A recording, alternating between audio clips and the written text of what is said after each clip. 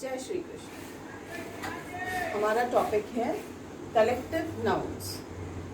ये deep topics हैं, इनको वर्ड टू वर्ड समझना बहुत ज़रूरी है। जैसे जनरल जो हम लोग कलेक्टिव नाउन्स पढ़ते हैं और बोलते हैं, उन पे स्टडी करना बहुत ज़रूरी है। जैसे पहला लेते हैं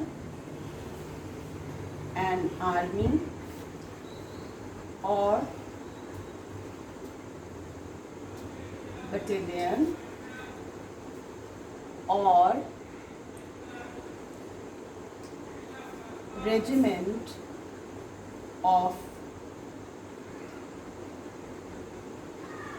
soldiers. So here it is written soldiers. Soldier नहीं लिखा है, plural लिखा है.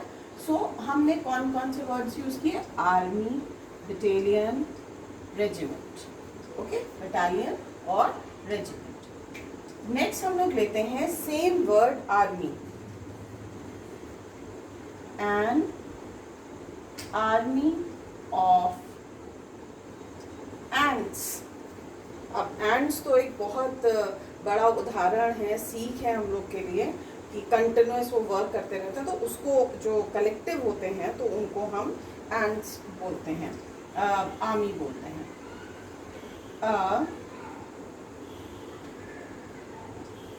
Bouquet, this is not bouquet, bouquet, bouquet और bunch of flowers. See, when we work on pronunciation, that's something very good. हमें pronunciation, English आना, grammar आना, वो बहुत अच्छी बात है, but उसका pronunciation बहुत अच्छा होना चाहिए. So, bouquet or bunch of flowers, okay, not flowers, okay, not flowers. Then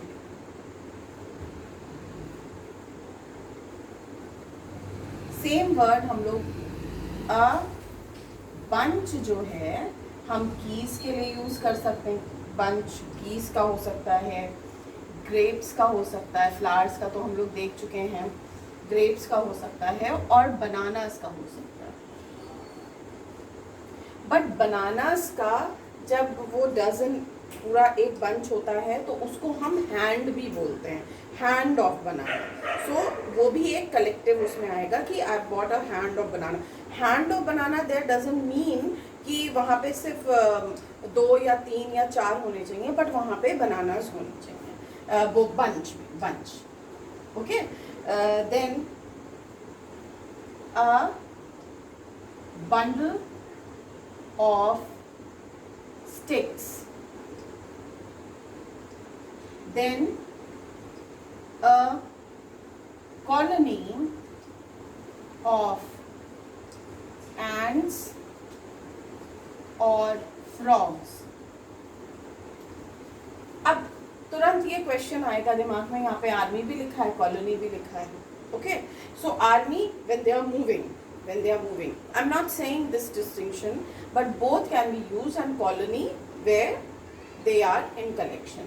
So these are very general. I told you army, battalion, a regiment, army of ants, bouquet or bunch of flowers, then a bundle of sticks or a colony of ants and frogs. Okay, then we'll move on.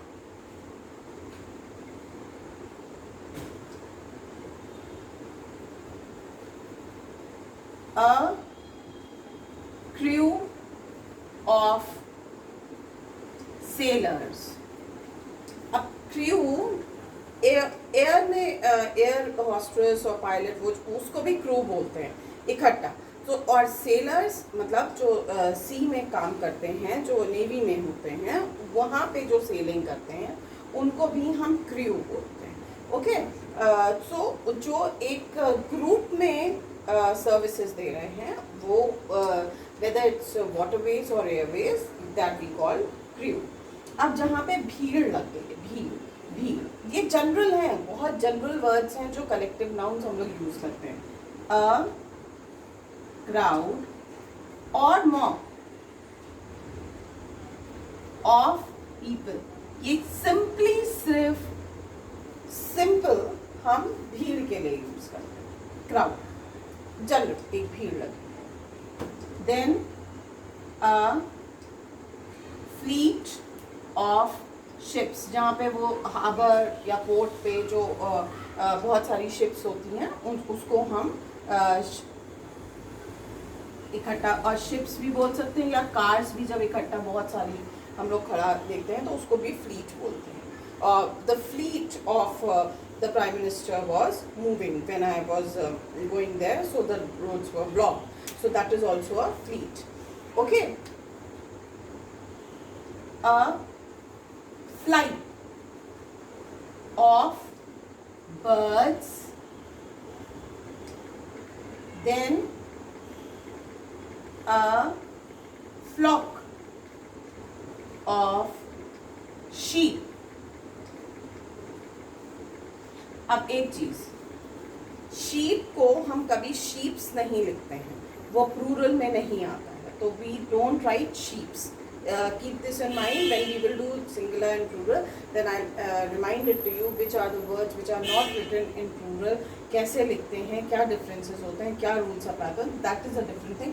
But because it came just now, so वो बताना ज़रूरी है, जैसे जैसे जितना पता चलता है. Okay, I suppose till here काफ़ी हद तक है, but this is not the end. अभी बहुत है, बहुत है. So army, the battalion, regiment, an army of ants, a bouquet or bunch of flowers, a bunch of key, grapes, bananas, a bundle of sticks, a colony of ants or frog, a crew of sailors, a crowd or mob of people, a fleet of ship or cars, the collection, a flight of birds, a flock of sheep. Much, many more are coming.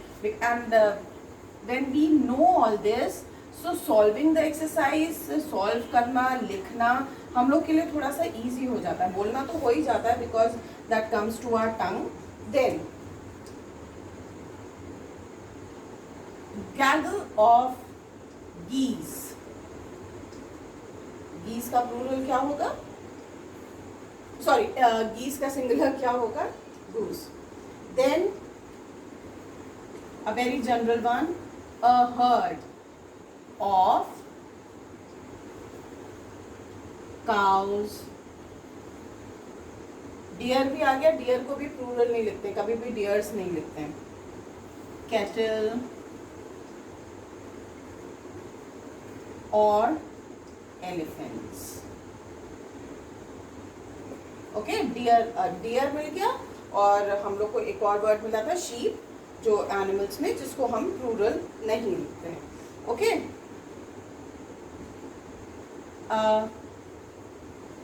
litter of puppies. puppies, बहुत सारे छोटे छोटे puppies, और kittens. baby of dog is called puppy, baby of a cat is known as kitten. so उसको वो इकट्ठा हो तो उनको हम litter बोलते हैं. a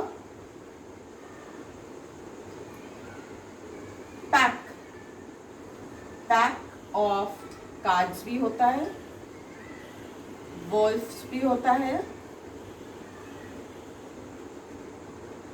डॉग्स भी होता है. So cards, a pack of cards, a pack of wolf and a pack of dogs, इकट्ठा में. सो ये हम लोग कलेक्टिव नाउन्स देख रहे हैं. वी आर, अब ये इससे बेटर तो हो ही नहीं सकता. कलेक्शन ऑफ लॉयंस के लिए बहुत सारे लायंस इकट्ठा हैं, तो हम क्या बोलेंगे उसे? प्राइड बोलेंगे. That is the pride. And a shoal और स्कूल ऑफ. अब फिश को भी हम लोग फिशेस नहीं लिखते हैं, कई जगह पे देखा है फिशेस लिखा हुआ, but usually नहीं लिखते हैं. So till now we have got 3 words, 3 animals, जिसको one is deer, one is sheep, and fish को भी हम fishes नहीं लिखते हैं, but बहुत सी जगह देखा गया, तो but rules में नहीं लिखते हैं. So we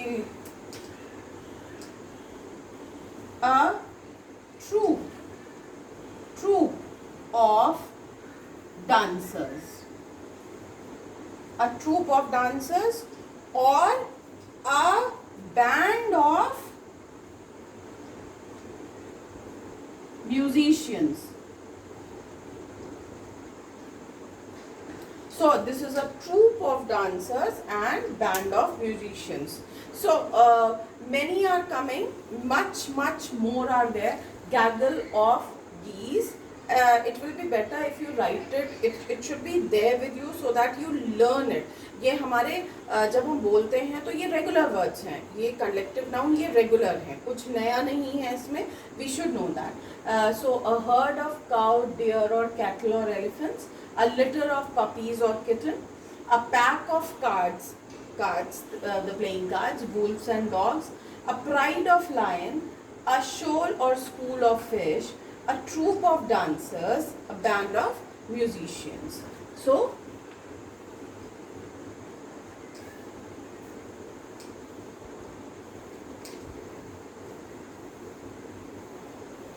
we'll move on. I suppose अगर एक रिविजन शॉर्ट्स हो जाए तो भी बहुत अच्छा है. थोड़ा सा एक दो और बता देते हैं फिर. A team of players. Okay. A bench of जजेस और lawyers. So together, that's a bench, not the sitting bench. Okay, ये तो बहुत generalized है. A pair of shoes, a pair of shoes, and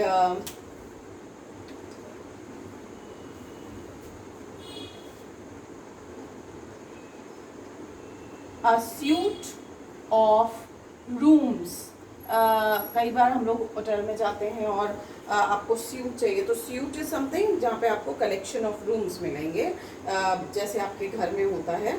और जनरली ये तो हम लोग सब जानते हैं. A staff of employees, gaggle of geese, ये तो बता ही चुके हैं आपको. A band, a class of students, these are quite generalized. And अब थोड़ा सा एक टेस्ट सा हो जाता है. चलिए. अ डैश ऑफ पीपल, इसमें क्या लग सकता है? इसमें क्या लग सकता है? अ डैश ऑफ पपीज, या फिर अ डैश ऑफ स्टूडेंट्स, या फिर a dash of cattle. Okay. So इनके आगे ये कौन से अभी बताया है, तो एक रिवीजन होना बहुत जरूरी है. क्या आ सकते हैं दो वर्ड्स? क्राउड और mob. Okay. So a dash of puppies, a litre of puppies, a dash of students, class, a dash of students, a dash of kettle, a dash of kettle, what it will be there? A herd of kettle. So I suppose these were quite enough vocabulary to collective noun was connected here. You were clear with the concept of collective noun. So this I suppose will be of quite help. ये आपको काफ़ी मदद करेगा और इनको थोड़ा अपना vocabulary में लाने की कोशिश करिए. राधे राधे.